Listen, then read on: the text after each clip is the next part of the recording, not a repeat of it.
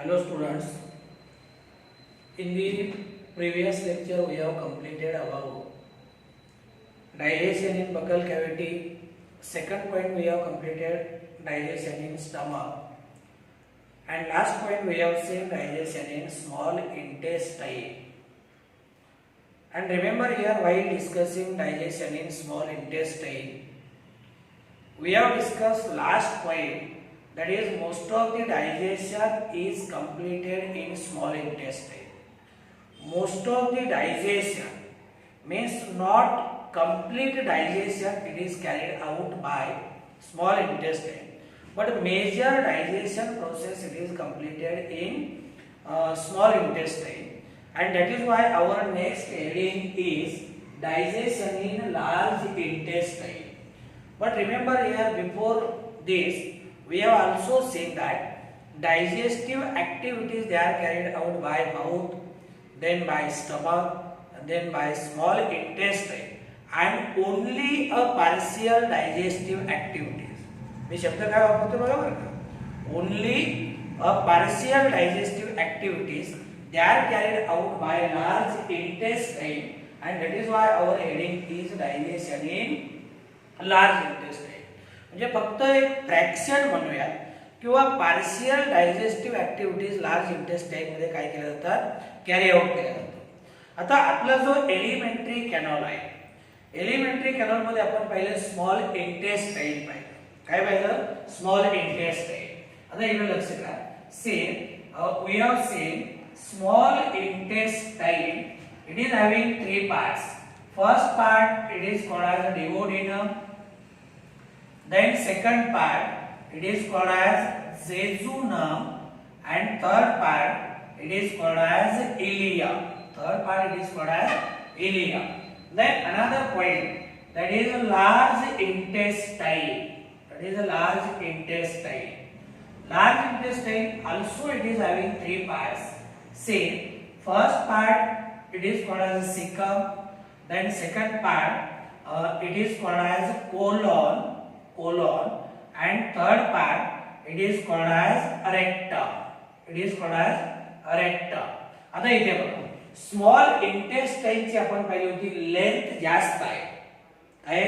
Length जास्त आहे. Large intestine ची लेंथ कमी आहे.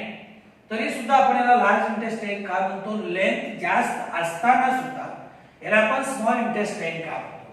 इथे मी तुम्हाला सांगितलं होतं की स्मॉल इंटेस्टाइन मध्ये भलेही लेंथ जास्त असेल पण याचा डायमीटर कमी आहे, आणि डायमीटर कमी असल्यामुळे याला आपण स्मॉल इंटेस्टाइन म्हणतो. भलेही याची लेंथ कमी असेल पण डायमीटर जास्त आहे म्हणून याला आपण लार्ज इंटेस्टाइन म्हणतो. आता हा जो लार्ज इंटेस्टाइन आहे याचे तीन पार्ट आहेत. पहिला पार्ट आहे सिकम, दुसरा पार्ट आहे कोलॉन, तिसरा पार्ट आहे रेक्टम. सिकम जो आहे याला एक काय वर्मी फॉर्म अपेंडिक्स अटॅच आहे, त्याच्याबद्दल आपण पाहिलेलं आहे. अपेंडिक्स आपल्यामध्ये वेस्टिजियल आहे, आणि त्याला जर इन्फेक्शन झालं तर आपण काय करतो? त्याला सर्जिकली रिमूव्ह करतो. हे आपण पाहिलं. दुसरा पार्ट आहे याचा कोलॉन. कोलॉनचे आपण तीन पार्ट पाहिले होते. एक आहे असेंडिंग कोलॉन, दुसरा आहे ट्रान्सवर्स कोलॉन, आणि तिसरा पार्ट जो आहे that is called as descending colon. Means ascending colon, transverse colon and descending colon, these are the three parts of colon. आठवते का नाही? परत परत बोलायचं समोर काय व्हिडिओ. आणि तिसरा पार्ट जो आहे त्याला आपण रेक्टम म्हणतो, जिथे की काय केलं जातं, जे व्हेइकल मॅटर आहे, अनडायजेस्टेड मॅटर आहे, ते काय केलं जातं? टेम्पररी स्टोअर करून ठेवलं जातं. काय केलं जातं? टेम्पररी स्टोअर करून ठेवलं जातं. तर आता दुसरा मुद्दा लक्षात घ्या. आपण काय म्हणलं की ज्या सगळ्या डायजेस्टिव्ह ऍक्टिव्हिटीज आहेत या तीन पार्ट मध्ये, माउथ, स्टमक आणि स्मॉल इंटेस्टाइन. आणि मी जे आता सांगितलं होतं ना की आपण स्मॉल इंटेस्टाइनच्या शेवटी म्हणलो होतो की most of digestion is over in small intestine. म्हणजे याचा अर्थ सगळं डायजेशन झालंय का नाही, काही थोडंफार जे डायजेशन राहिले ते कुठे होतंय? लार्ज इंटेस्टाइन मध्ये. कुठे? लार्ज इंटेस्टाइन मध्ये. ऍक्च्युअल टेक्स्टबुक मध्ये अशी काही हेडिंग दिली नाही डायजेशन इन लार्ज इंटेस्टाइन, पण तुमच्या समजण्यासाठी मी तिथं हेडिंग दिले डायजेशन इन लार्ज इंटेस्टाइन. आता बघा, लार्ज इंटेस्टाइन मध्ये जे म्युकोसा नावाची लेयर आहे, इनर मोस्ट लेयर, या म्युकोसा मधनं काय सिक्रेट होते, म्युकस सिक्रेट होते, पण इथं कुठल्याही प्रकारचं एन्झाईम सिक्रेट होत नाही. एक लक्षात घ्या, लार्ज इंटेस्टाइन मध्ये कुठल्याही प्रकारचं एन्झाईम सिक्रेट होत नाही. Here we will note down the first point, that is mucosa of large intestine. Mucosa of large intestine secretes or produces mucus. Secrete or produces mucus, but no enzymes. कुठलेही enzyme secret करत नाही. म्हणजे याचा अर्थ large intestine it do not secrete any enzyme but it produces mucus. तर हे जे innermost layer आहे म्युकोसा, ही काय करते, म्युकस तयार करते, पण इथं कुठल्याही प्रकारचं काय होत नाही, एन्झाईम सिक्रेट होत नाही किंवा एन्झाईम तयार होत नाही. तर दुसरा पॉइंट बघा, say some amount of carbohydrates and proteins do enters in large intestine. बघा, मेजॉरिटी कार्बोहायड्रेट आणि प्रोटीनचं डायजेशन स्मॉल इंटेस्टाइन मध्ये होतं. परंतु थोडीफार जी अमाउंट आहे, थोडीफार कार्बोहायड्रेटची अमाउंट म्हणा, थोडी प्रोटीनची अमाउंट म्हणा, कुठे गेली, लार्ज इंटेस्टाइन. आता if carbohydrate and protein they enters into large intestine, they must be digested. आता याचं डायजेशन, आता ही निग्लिजिबल अमाउंट आहे बघा, ही एकदम स्मॉल अमाउंट आहे, निग्लिजिबल अमाउंट आहे, ही कुठे गेली, लार्ज इंटेस्टाइन मध्ये. आता याचं काय करावं लागेल, डायजेशन करावं लागेल. मग याचं डायजेशन करण्यासाठी लार्ज इंटेस्टाइन मध्ये काय आहे, देयर आर सर्टन बॅक्टेरिया, म्हणजे these are digested by bacteria present in large intestine. आता सिक्वेन्स तुम्हाला लागली असेल. काय सांगितलं की काही अमाउंट, खूप कमी अमाउंट कार्बोहायड्रेट आणि प्रोटीनची कुठे आली, लार्ज इंटेस्टाइन. आता त्याचं काय करायला पाहिजे, डायजेशन करायला लागणार. मग त्याचं डायजेशन करण्यासाठी लार्ज इंटेस्टाइन मध्ये कोण आहे, bacteria. These bacteria brings about digestion of carbohydrate and protein that enters into large intestine. आता पहिला आपण कार्बोहायड्रेट बद्दल बघू. Same here we can say that carbohydrates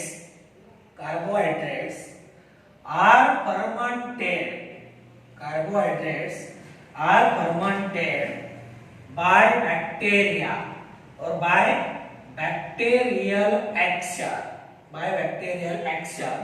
and hydrogen, carbon dioxide and methane gas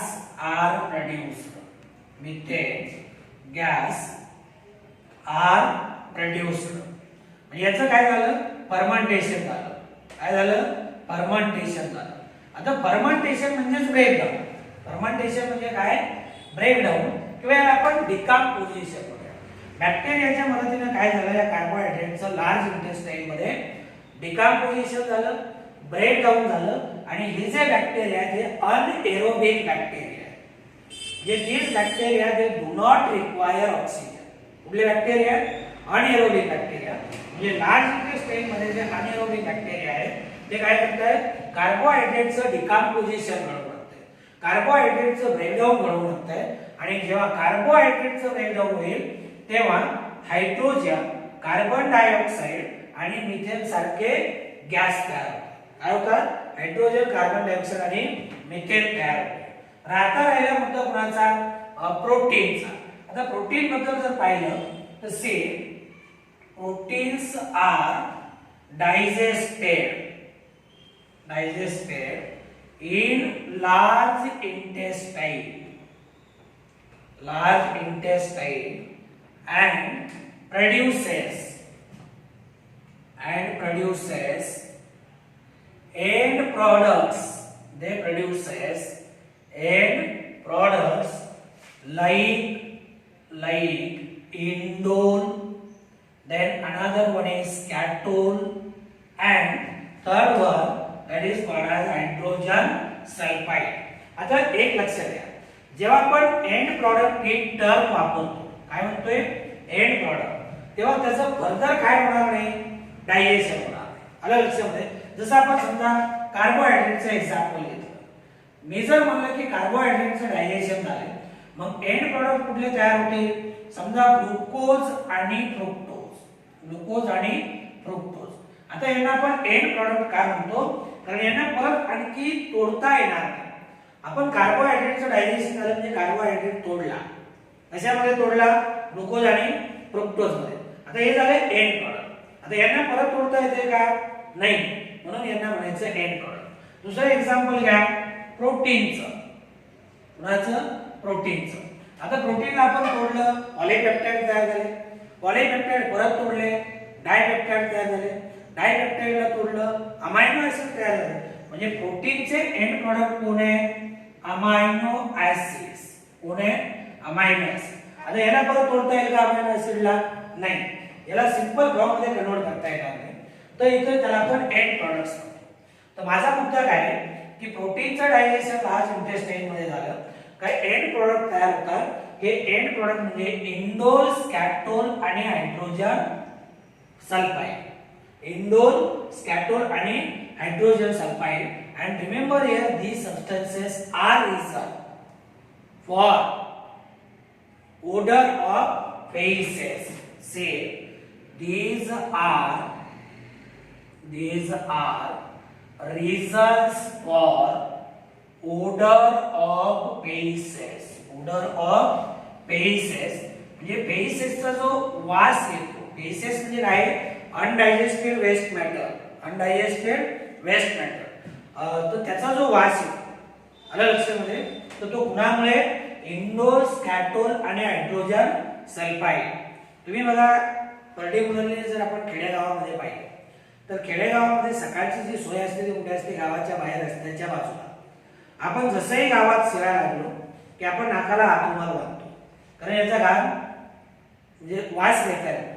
हा जो व्हेइकल मॅटरचा वास आहे, त्याला जो एक विशिष्ट प्रकारचा वास येतो, तो कुणामुळे, प्रोटीनचे जे एंड प्रॉडक्ट्स आहेत, इंडोल, स्कॅटोल आणि हायड्रोजन सल्फाइड. तुम्हाला माहिती, तुम्ही लॅब मध्ये वगैरे पाहिलं असेल, हायड्रोजन सल्फाइडचा वास कसा आहे, किती घाण आहे, नासिका अंड्यासारखा, कुजलेल्या अंड्यासारखा.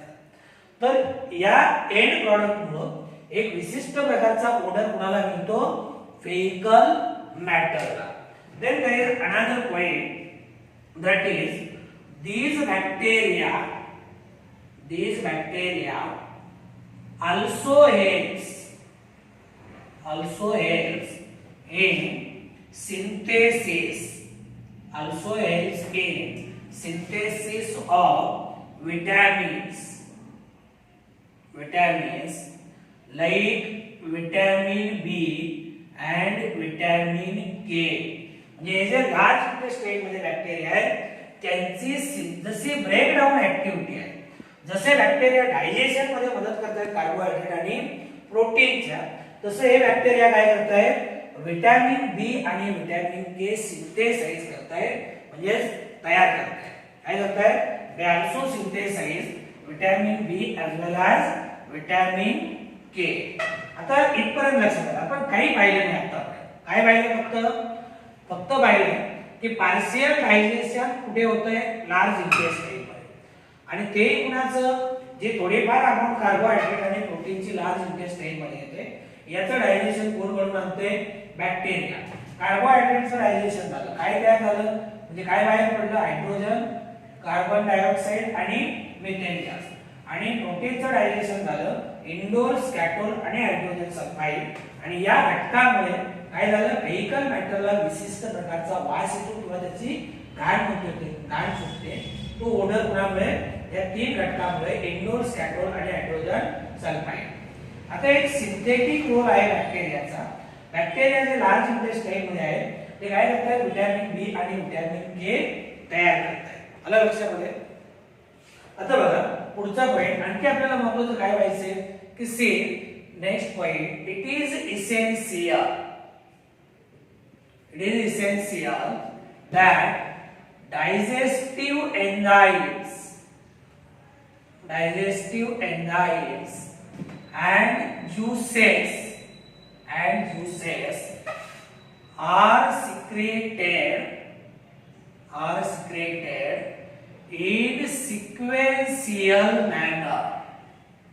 in sequential manner and at appropriate time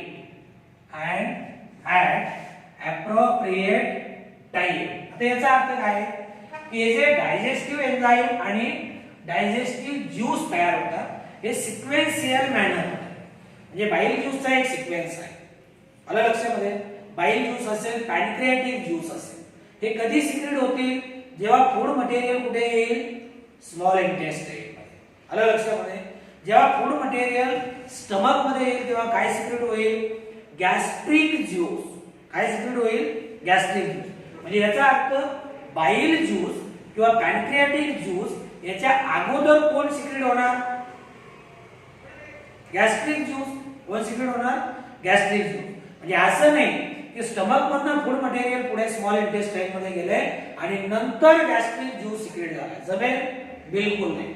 म्हणजे हे जे डायजेस्टिव्ह ज्यूस असतील डायजेस्टिव्ह एन्झाईम्स असतील याची एक प्रॉपर सिक्वेन्शियल मॅनर मध्ये काय झाले पाहिजे सिक्रेट झाले पाहिजे. सिक्वेन्शियल मॅनर म्हणजे पहिल्यांदा कोण सिक्रेट झाले पाहिजे गॅस्ट्रिक ज्यूस. नंतर कोण सिक्रेट होईल बाईल ज्यूस पॅनक्रियाटिक ज्यूस.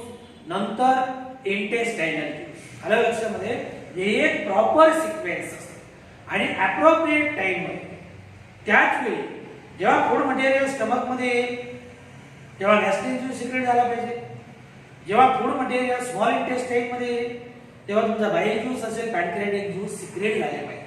म्हणजे सगळ्यात महत्त्वाचा मुद्दा काय आहे की हे जे डायजेस्टिव्ह एन्झाईम्स असतील डायजेस्टिव्ह ज्यूसेस असतील हे एका प्रॉपर सिक्वेन्शियल मॅनर मध्ये सिक्रेट झाले पाहिजे आणि ते अप्रोप्रिएट टाइमला. आलं लक्षामध्ये. जसं मी आता सांगितलं ना की फूड मटेरियल स्टमक मधनं स्मॉल इंटेस्टाइन मध्ये गेले पुढे गेलं आणि पाठीमागे गॅस्ट्रिक ज्यूस सिक्रेट होऊन जमेल का नाही. They must be secreted at appropriate time and see these secretions are under neurohormonal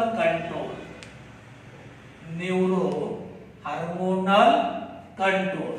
म्हणजे यांचं जे सिक्रेशन आहे हे सिक्रेशनला काय आहे न्यूरो हार्मोनल रेग्युलेशन आहे. न्यूरो हार्मोनल रेग्युलेशन म्हणजे जे इम्पल्स आहे किंवा मेसेज आहे तो कुणीकडनं येतो ब्रेन आणि हार्मोन कडनं. मग विशिष्ट वेळी काय होतं हे एन्झाईम सिक्रेट होते. आलं लक्षामध्ये. एन्झाईम असेल किंवा डायजेस्टिव्ह ज्यूस हे जे सिक्रेशन आहे ते under neuro hormonal control. Then there is another important point. See, for example, sight, smell, and even thought of food.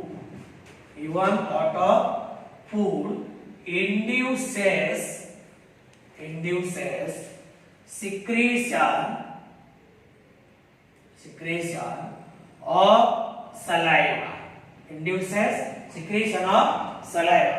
आता इथं किती मजेशीर पॉइंट त्यांनी दिलाय की आपले जे डायजेस्टिव्ह सिस्टीम आहे एलिमेंटरी कॅनॉल आहे याच्यामध्ये काय होते फूड मटेरियलचं डायजेशन होते. काय होते फूड मटेरियलचं डायजेशन. आता फूड मटेरियल डायजेशन काय करायचं प्रत्येक सेलला द्यायचं. काय करायचं प्रत्येक सेलला द्यायचं. आता तुम्ही म्हणाल प्रत्येक सेलला का द्यायचे. अरे बाबा मी बनलोय कशापासून सेलपासून. माझी बॉडी मल्टी सेल्युलर आहे तुमची बॉडी मल्टी सेल्युलर आहे. तुम्ही कशापासून बनले सेलपासून. तुम्हाला जिवंत राहायचे तर सेलमध्ये काय करावं लागेल प्रोटोप्लाझम तयार करावं लागेल. बरोबर आहे का नाही. म्हणजे फूड मटेरियल सेलमध्ये काय होतंय रेस्पिरेशन होऊन त्याचं ब्रेकडाऊन होतं. काय होतंय ब्रेकडाऊन होतं. म्हणजे एक गोष्ट लक्षात घ्या मी कार्बोहायड्रेट खातोय तेच कार्बोहायड्रेट माझी सेल खाते. मी प्रोटीन घेतोय ते प्रोटीन सेलला जाते. मी पाणी पितोय ते कुठे जाते? सेलला जाते. माझ्याकडे फूड मटेरियल मध्ये विटॅमिन्स मिनरल्स आहेत ते सगळं कुठे जाते? सेलला जाते. सगळं कुठे जाते? सेल. तर कधी कधी म्हणजे काय होतं, your sight smell and thought of food induces secretion of saliva. म्हणजे तुम्ही फूड मटेरियल नुसतं पाहिलं तरी माउथ मध्ये सलायवा निर्माण होते. ठीक आहे, तुम्ही पाहिलं नाही पण तुम्हाला त्याचा वास आला, तुमच्या तोंडामध्ये सलायवा निर्माण होते. इव्हन तुम्ही विचार जरी केला की अमुक एक फूड मटेरियल खायचंय तर काय होते? माउथ मध्ये सलायवा निर्माण होते. म्हणजे काय सांगितलं त्यांनी? साईट. म्हणजे तुम्ही फूड मटेरियल पाहिलं की आपोआप तुमच्या तोंडामध्ये लाळ निर्माण होते. पाहिलं नाही पण त्याचा वास आलाय तरी सुद्धा तुमच्या तोंडामध्ये लाळ निर्माण होते. आलं लक्षामध्ये? आणि पाहिलंही नाही वासही आला नाही पण तुम्ही विचार केला की अमुक एक मला खायचंय, आपोआप काय होते? आपल्या माउथ मध्ये सलायवा सिक्रेट होते. काय होते? सलायवा सिक्रेट होते. आणि कधी कधी तर हे डायजेस्टिव्ह ज्युसेस एन्झाईम सुद्धा ऍडव्हान्स मध्ये सिक्रेट होत आहे. मी तुम्हाला एकदा म्हणलं ना की तुम्ही असा विचार करा की मला संध्याकाळी अमुक एक गोष्ट खायची. तुम्ही जर तसा विचार केला तर वेगवेगळे ज्युसेस एन्झाईम काय होतात? आपोआप अगोदर सिक्रेट होतात. कारण आपल्या डायजेस्टिव्ह सिस्टमला माहिती आहे खायचंय म्हणते म्हणल्यानंतर खाणारच आहे, तर अगोदर पूर्वतयारी करून ठेवली जाते. दुसरं एक आहे क्रॅनियल नर्व, ज्याला आपण 10th क्रॅनियल नर्व म्हणतो. 10th cranial nerve stimulates secretion of gastric juice. आता गॅस्ट्रिक ज्यूस जे आहे, गॅस्ट्रिक ही टर्म माहिती आहे तुम्हाला? गॅस्ट्रिक ही टर्म अरे बाबा स्टमक से रिलेटेड आहे. कार्डिओ ही टर्म हार्ट से रिलेटेड आहे. पल्मोन लंग्स से रिलेटेड आहे. आता हे काम करतो, काय करतो?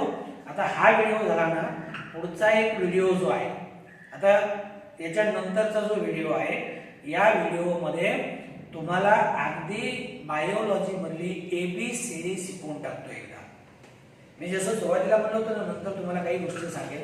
तर आता काय करतो, उद्याचं जे लेक्चर आहे म्हणजे पुढचं लेक्चर, या पुढच्या लेक्चर मध्ये अख्खी बायोलॉजी तुम्हाला समजून सांगतो, वेगवेगळ्या टर्म समजून सांगतो. म्हणजे थोडक्यात बेसिक काय आहे, थोडक्यात बेसिक सांगतो. कारण 11वीला तुम्हाला खूप सारं बेसिक शिकायचं. तुम्ही नवीन आहात, प्रत्येक गोष्ट तुम्हाला माहित असली पाहिजे.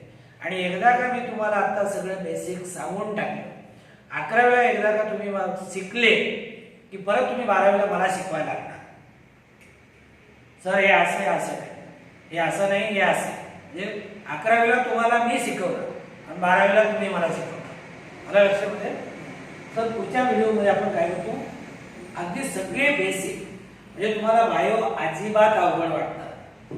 तो 10 नंबरची जी क्रॅनियल नर्व आहे, 10th cranial nerve, it stimulates secretion of gastric juice. आता मुद्दा क्लिअर झाला. गॅस्ट्रिक ज्यूस पुन्हा सिक्रेट झाला, बोला पटकन. स्टमक. Very good. आता क्रॅनियल नर्व म्हणजे काय?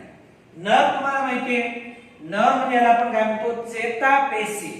काय म्हणतो? चेतापेशी. आता हे नर्व कुठे आहे? अरे आपल्या अख्ख्या बॉडी मध्ये नर्व आहे. आलं लक्षामध्ये? अख्ख्या बॉडी मध्ये नर्व आहे. आणि एका नर्वचं, एका चेतापेशीचं कनेक्शन बाकीच्या 4 लाख नर्व बरोबर आहे. किती? 4 लाख. म्हणजे बॉडी मध्ये नुसतं करंट लागण्याचं काम आहे, सगळं वायरच आहे, सगळी नेटवर्किंग आहे नर्वची. आता नर्व काय करताय? अरे नर्व बॉडी पार्ट कडनं मेसेज ब्रेन कडे घेऊन जाते, ब्रेन कडनं बॉडी पार्ट कडे घेऊन. बरोबर आहे की? आता तुम्हाला कुठलीही गोष्ट विचारायला कुणीकडे जावं लागतं? ब्रेन कडे. आलं लक्षामध्ये? इव्हन तुम्ही बघा, तुम्ही घास तोंडामध्ये घेतलाय, ते घेतलेला घास म्हणजे जे काही तुम्ही खाताय त्याला चव आहे किंवा नाही हे विचारायला कुणीकडे जावं लागतं? ब्रेन कडे. बरोबर आहे की नाही? आता समजा तुम्ही इथं मी लिहिलेलं पाहताय, तुम्ही काय पाहताय हे तुम्ही मला डोळ्याने पाहतोय, बेवकूफ आहे तुम्ही. काय पाहताय विचारायला कुणीकडे का जावं लागेल? ब्रेन कडे. साधं उदाहरण, आपण रस्त्याने चाललो, काय रस्त्याने चाललोय, रस्त्यामध्ये गाय उभा राहिली, पण नेमकं कोण उभा राहिले हे विचारायला कुणीकडे जावं लागतं? ब्रेनकडे. कुणीकडे? ब्रेनकडे. तर मग ब्रेनकडे हा मेसेज घेऊन कोण जातं? नर्व. आता बघा इथं मच्छर बसलाय, हे बघा हा कोण आहे? दिसतंय का? हा मच्छर. आता हा मला दिसतोय पण कळत हा हे काय विचारायला मला कुणीकडे जावं लागेल? ब्रेनकडे. मग इथल्या नर्व्स काय करतील? या मार्गाने येऊन कुणीकडे जातील? ब्रेनकडे. कुणीकडे? ब्रेनकडे. तुमच्या पायात चप्पल नाही, पायात खडा टोचलाय. काय टोचलंय तुम्हाला दिसतोय का? पण कळत नाही. आपल्याला तो खडा टोचला हे कोण सांगणार? ब्रेन. मग ब्रेनकडे मेसेज घेऊन जाणाऱ्या ज्या नर्व्स असतात यांना काय म्हणतात? या चेतापेशी म्हणजे नर्व्स. आलं लक्षामध्ये? हे आपल्या बॉडीमध्ये म्हणजे आपण काय ऐकतोय, काय पाहतोय हे सगळं विचारण्यासाठी प्रत्येक गोष्ट कुठे विचारावं लागते? ब्रेनमध्ये. कुठे? ब्रेनमध्ये. मग आता क्रॅनियल नर्व, आता जसं म्हणलं ना, गॅस्ट्रिक म्हणलं का स्टमकशी रिलेटेड, पल्मोन म्हणलं का लंग्सशी रिलेटेड, कार्डिओ म्हणलं का हार्टशी रिलेटेड, एंटेरोन म्हणलं का इंटेस्टाइनशी रिलेटेड, तसं क्रॅनियल म्हणलं का that is related with brain. कुठे? ब्रेन. मग आता क्रॅनियल नर्व म्हणजे काय? ज्या नर्व आपल्या ब्रेन मधून बाहेर पडून उर्वरित बॉडी पार्टकडे जातात त्यांना म्हणायचं क्रॅनियल नर्व. काय म्हणायचं? Cranial nerve. म्हणजे nerve which arises from brain and reaches to the peripheral body part. These are called as cranial nerves. यांना म्हणायचं क्रॅनियल नर्व. मग लक्षात आलं क्रॅनियल नर्व काय म्हणलो? मनापर्यंत येईल का? ब्रेन मधून बाहेर, मराठीतच जास्त इंग्रज बनायचं नाही, ब्रेन मधून बाहेर पडून उर्वरित बॉडी पार्ट कडे जाणाऱ्या ज्या नर्व्स आहेत त्यांना म्हणायचं क्रॅनियल नर्व. आता ब्रेन मधनं किती बाहेर पडतायत? 12, 12 आहे. तुम्हाला एक टॉपिक कंट्रोल अँड कोऑर्डिनेशन, त्याच्यामध्ये आपण पाहूया किती आहेत क्रॅनियल नर्व? 12. 1 2 3 4 5 6 7 8 9 10 11 आणि 12. याच्यापैकी 10 नंबरची क्रॅनियल नर्व आहे. किती नंबरची? 10 नंबरची. याचं नाव आहे वॅगस. ही एकदा का ब्रेन मधून बाहेर पडली ना की सगळीकडे बोंबलत नाही, सगळीकडे बोंबलत नाही, सगळ्या बॉडी पार्ट पर्यंत काय होते? सगळ्या बॉडी पार्ट पर्यंत. म्हणून याला म्हणायचं वॉन्डरिंग क्रॅनियल नर्व. सगळ्यात लॉंगेस्ट आहे. काय? सगळ्यात लॉंगेस्ट. मग 10 नंबरची जी क्रॅनियल नर्व आहे कुठली आहे? वॅगस. कुठली? वॅगस. ही वॅगस नर्व काय करते? It stimulate secretion of gastric juice. Stimulate secretion of gastric juice. Then there is another point, that is E1 hormone gastrin. E1 hormone gastrin brings about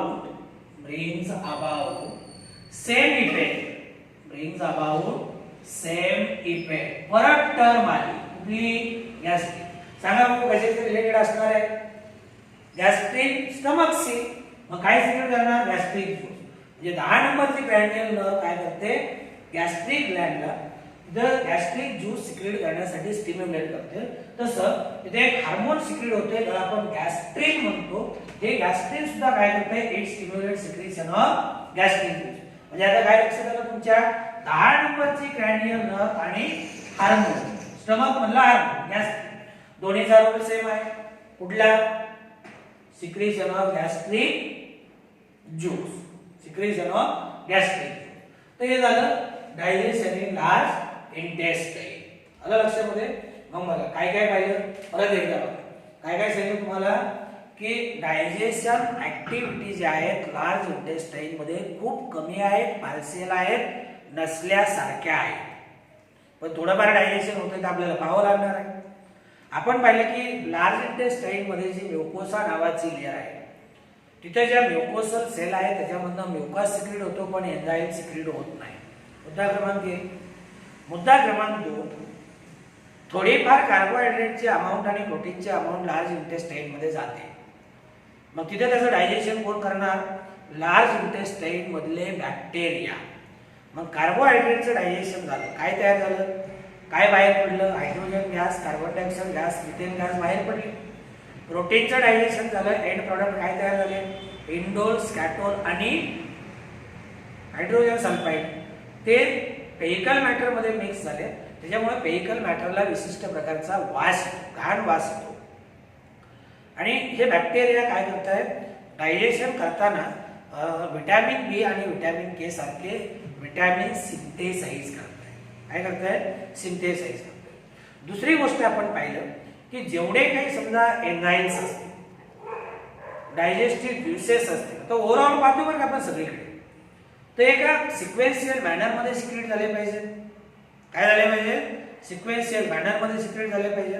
appropriate टाइमला secret झाले पाहिजे. म्हणजे असं तो होऊ नये की तुम्ही 12 वाजता जेवला तर डायजेस्टिव्ह ज्यूस आणि एन्झाईम 4 वाजता सिक्रेट झाले. अजिबात नाही. एका सिक्वेन्शियल मॅनर ॲप्रोप्रिएट टाइमला सिक्रेट झाले पाहिजे. आणि नंतर आपण पाहिलं की यांचं सिक्रेशन न्यूरो हार्मोनल कंट्रोल करणे, म्हणजे ब्रेन आणि हार्मोनच्या कंट्रोल करणे. आता त्याच्यासाठी आपण काय करूया, इथे थोडं हे पाहूया. काय आपला जो गॅस्ट्रो इंटेस्टायनल ट्रॅक्ट आहे, म्हणजे एलिमेंटरी कॅनॉल, पर्टिक्युलरली आपण इंटेस्टाईन बद्दल बोलूया. तर तिथे काही विशिष्ट प्रकारचे हार्मोन्स सिक्रेट होत आहेत आणि या हार्मोनचा नेमका स्पेसिफिक रोल काय आहे हे आपल्याला पाहायचं आहे.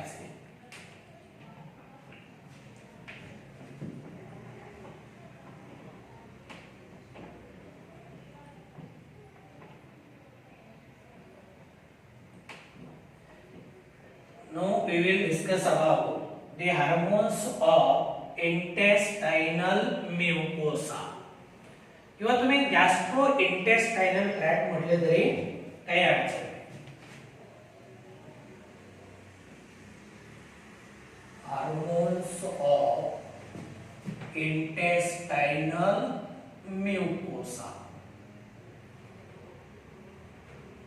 Hormones of intestinal म्युकोसा.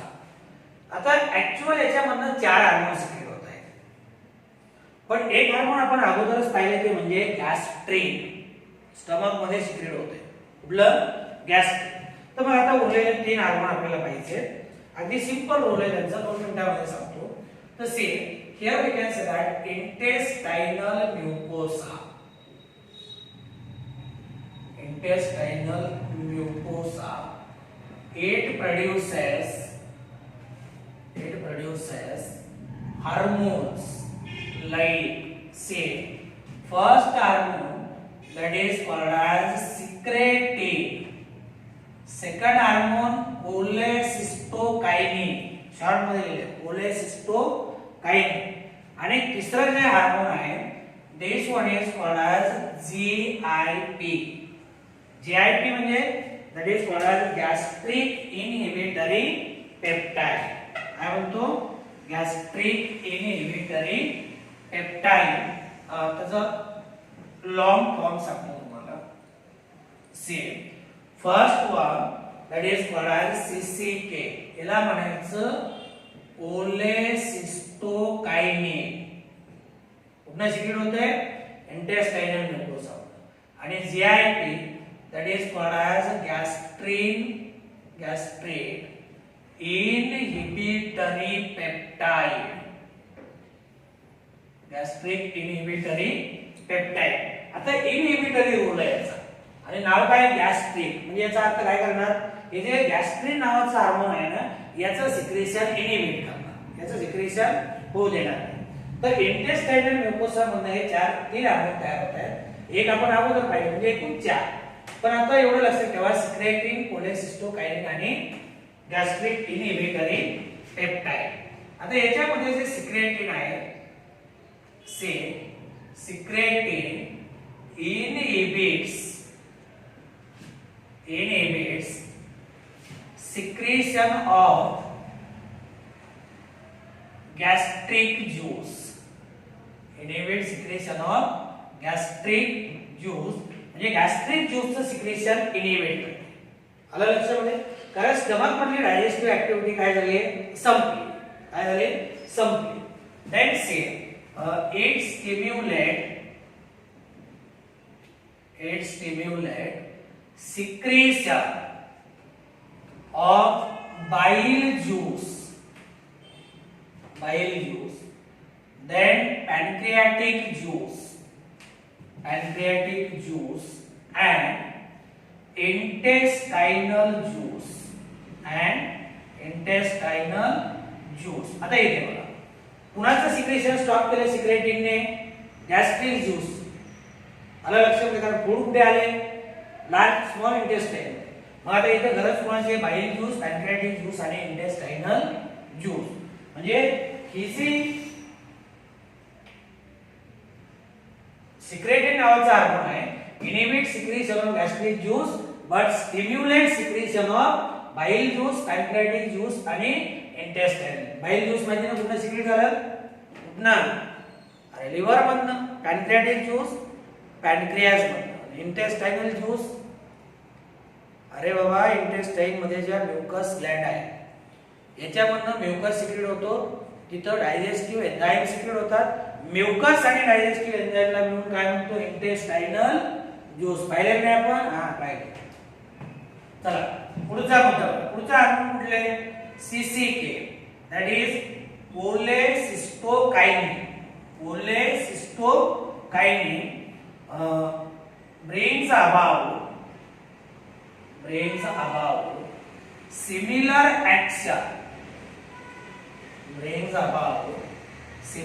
action and induces satiety, that is feeling of fullness, or that is called as satisfaction. जेवल्यानंतर तुम्हाला पोट भरल्यासारखं वाटतंय का नाही? वाटतंय ना? म्हणजे कुठल्या हार्मोनमुळे? कोलेसिस्टोकायनिन. सॅटिएटी किंवा फिलिंग ऑफ फुलनेस और सॅटिस्फॅक्शन, जे पोट भरल्यासारखं वाटतं, कोलेसिस्टोकायनिन. आणि शेवटचा हार्मोन आहे that is GIP, also inhibits gastric secretion. म्हणजे गॅस्ट्रिक हार्मोन असेल, गॅस्ट्रिक ज्यूस वगैरे असेल, याचं सिक्रेशन स्टॉप केलं जातं. आलं लक्षामध्ये? इथे तुम्ही सिक्रेटिन मध्ये सिक्रेशन ऑफ स्टमक म्हणा किंवा गॅस्ट्रिक ज्यूस म्हणा किंवा गॅस्ट्रिक सिक्रेशन म्हणा. आलं लक्षामध्ये? तर हे झालं कुणाबद्दल? इंटेस्टाइनल म्युकोसा मध्ये असणारे हार्मोन्स. कुठले? इंटेस्टाइनच्या म्युकोसा मध्ये असणारे हार्मोन्स. आता याच्यामध्ये फक्त 2 मिनिटाचा पॉइंट तुम्हाला सांगतो. पॅनक्रियाटायटिस.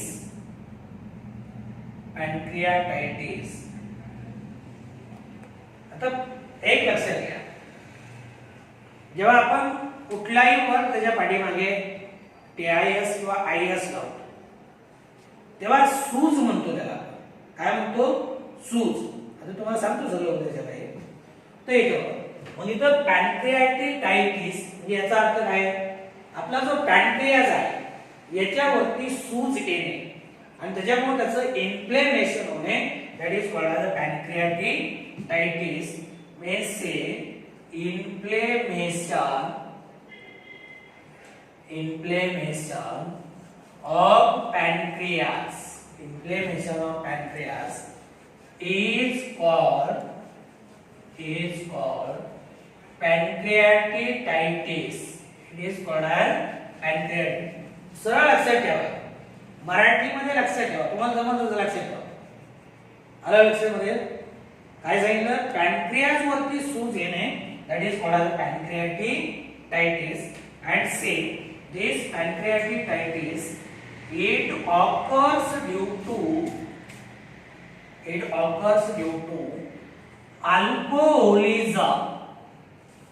alcoholism and chronic gallstones. आता हे बघा, कुणामुळे पॅनक्रियाज वरती सूज येते? अल्कोहोलिझम मुळे आणि क्रॉनिक गॉलस्टोन. आता अल्कोहोलिझम म्हणजे येथील अल्कोहोल दारू. जर एखादी व्यक्ती जास्त प्रमाणात दारू पित असेल, अति पित असेल, कामापेक्षा जास्त पित असेल, टेबल खाली बालिता होईपर्यंत पित असेल तर अशा व्यक्तीमध्ये काय होते, लिव्हर वरती सूज येते, सॉरी पॅनक्रियास वरती सूज येते. त्याला आपण काय म्हणतो, पॅनक्रियाटिडायटिस. आलं लक्षामध्ये. अति दारू पिलं, जास्त दारू पिलं तर त्याला लिव्हर वरती सूज येते. दुसरा आहे क्रॉनिक गॉल स्टोन. आता पहिले तर मुद्दा लक्षात घ्या, लिव्हर मध्ये बाईल ज्यूस तयार होतो, बरोबर बरोबर. तो साठवून कुठे ठेवला, गॉल ब्लॅडर मध्ये. कुठे, गॉल ब्लॅडर मध्ये. आता बघा, जर समजा काही कोलेस्टेरॉलचे वगैरे स्टोन्स, खडे, जसं किडनी स्टोन ऐकता का नाही, किडनी स्टोन, किडनी मध्ये खडे तयार झाले म्हणून, तसं गॉल ब्लॅडर मध्ये जे स्टोन्स तयार होतात हे कोलेस्टेरॉल वगैरे एकत्र येऊन त्यांना म्हणायचं गॉल स्टोन्स. आता हे जर हळूहळू काय होते, याची साईज वाढत जाते आणि बायचान्स ते गॉल ब्लॅडर मधनं सटकले आणि खाली कुठे आले, पॅनक्रियाची जी डक्ट येते तिथे आले. आता तिथे जर अडकले समजा तर काय होईल, पॅनक्रियास मधनं जो पॅनक्रियाटिक ज्यूस बाहेर पडतो तो बाहेर पडेल का, नाही ना, तो बाहेर पडणार नाही, तो पॅनक्रियास मध्ये साठवून राहील. परिणाम काय होईल, पॅनक्रियावरती सूज येते. मला लक्षात येते. म्हणजे एखादी व्यक्ती रेग्युलरली कामापेक्षा जास्त येथील अल्कोहोल किंवा दारू पित असेल तर पॅनक्रियाजवरती सूज येते. आणि जर त्या व्यक्तीच्या गॉल ब्लॅडर मध्ये स्टोन्स तयार झाले असते तर त्याच्यामुळे काय होते, सूज येते. Inflammatory condition, that is called pancreatitis. See other, there are certain other reason. It also includes other reasons like high level of calcium. काय, हाय लेवल ऑफ कॅल्शियम, म्हणजे कॅल्शियमची जास्त लेवल आणि फॅटची, high level of calcium and fat in blood. High level of calcium and fat in blood. हे minor reason आहे, पण major reason कुठले, alcoholism आणि gallstone. However near about we can say that 70% peoples, the 70% peoples who are suffering from pancreatitis, in these people main reason it is alcoholism. म्हणजे 70% लोकांमध्ये पॅनक्रियाटिडायटिसचं reason कुठले, alcoholism. आलं लक्षामध्ये. बाकीचे नाही असं नाही, गॉल स्टोन आहे, कॅल्शियमची ब्लड मधली लेवल असेल, फॅटची लेवल असेल, तेही आहे, पण 70% लोकांमध्ये पॅनक्रियाटिडायटिसला कारणीभूत कोण आहे, अल्कोहोलिझम. कोण, अल्कोहोलिझम. तर दिस इज अबाउट द पॅनक्रियाटिडायटिस. आणि या टॉपिक मधला एक शेवटचा पॉइंट राहिला आपला, तो म्हणजे ऍब्सॉर्प्शन, असिमिलेशन आणि इजेशन. तो आपण नंतर पाहूया. पण उद्या तुम्हाला बायो मध्ये जे सगळं बेसिक आहे त्याच्याबद्दलचा एक व्हिडिओ सेपरेट तुम्हाला बनवून देतो, ते इथे आपण थांबूया.